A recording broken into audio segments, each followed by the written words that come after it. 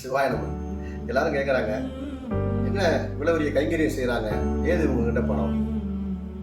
அது பேப்பர் ஐயா.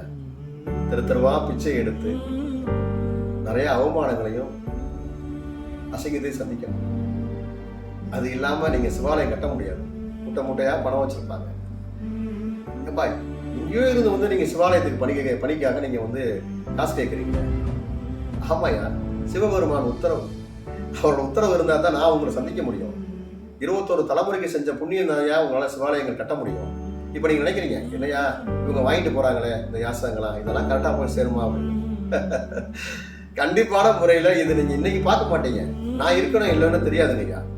ராமேஸ்வரத்தில் அந்த சிவாலயத்தை நீங்கள் முன்னாடியே வந்து பாருங்க. பிச்சை எடுத்த காசுல அந்த சிவாலயம் எப்படி உருவாகி இருக்குன்னு வந்து பாருங்க. அதாவது நிறைய அவமானப்பட்டுக்கிட்டு இருக்கோம். எங்களுக்காக கிடையாது, எம்பெருமான் சிவபெருமானுக்காக. வாழ்ந்தோம் இருந்தோம் போகாம ஏதோ ஒரு தர்ம காரியத்தை செஞ்சு வச்சுருக்கோம்னு சொல்லி நட்டிட்டு இருக்கோம். அந்த நிலையில் ஆயிரக்கணக்கான மக்கள் வந்து பசியாடுறாங்க.